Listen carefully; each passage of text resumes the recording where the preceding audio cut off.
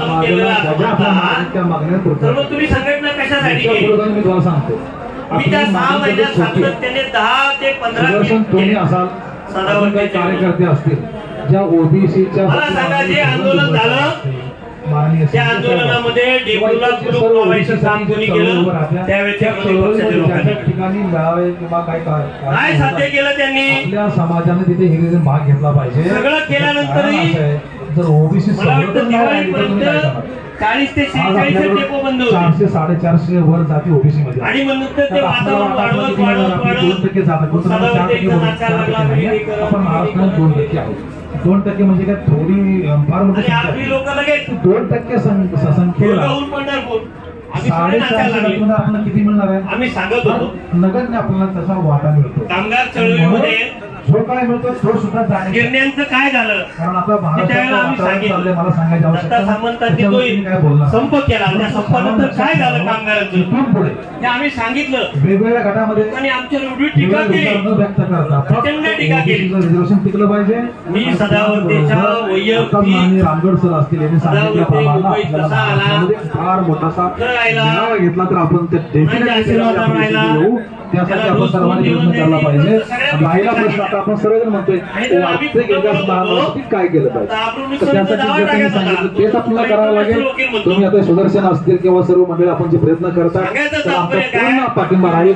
आणि जे मुंबईमध्ये काम असेल पत्रव्यवहार करणं, सचिवाशी संपर्क साधणं, आमच्या सगळ्यांमध्ये आर्थिक सर्वांमध्ये विनंती आहे. आम्ही सगळे नोकरीवर मुंबईमध्ये आहोत आणि एवढं करून सुद्धा आम्ही बरोबर आहे का? माझं सर्व सहकारी आहेत ते सगळे नोकरी धंदा करण्यात विधिमंडळाचा कोणीतरी या निमित्ताने प्रश्न उपस्थित करतील. सत्ताधारी पक्षाच्या असतील, विरोधी पक्षाचे आमदार असतील, आता मात्र आपण थोडंफार ज्यांना तळमळ आहे, तणाव आहे, ती मंडळी विधिमंडळात बोलतील. बच्चूभाऊ कडू बोलल्यावर सर्वांनी प्रयत्न करूया. मी छोटीशी विनंती करतो, मंत्री महोदयांच्याकडून जे उत्तर आलं त्याच्यावरही सगळ्यांनी टीका केल्या, त्यांचाही निषेध केला. ही चर्चा घडणं गरजेचं आहे विधिमंडळामध्ये. ठाकरे साहेबांच्या नावानं महामंडळ स्थापन त्याच्यासाठी आज या 2 दिवसाचा आपण आज याच्यामध्ये कुठेही पळवाट ठेवण्याचा आम्ही मॅनेज करण्याचा वगैरे काही प्रयत्न नाही.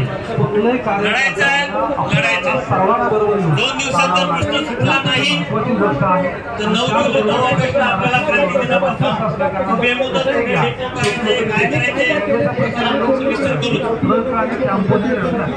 मगाशी आता त्यांनी सांगितलं की वेतन आयोगावर आपण का मागणी केली नाही. खूप लोकांनी विचारतात तुम्ही वेतन आयोग का मागत नाही. वेतन आयोग देऊन जाणार होते साहेबांच्या काळात, परंतु तो वेतन आयोग देताना आपले पगार कमी असल्यामुळे आपल्याला त्याचा लाभ.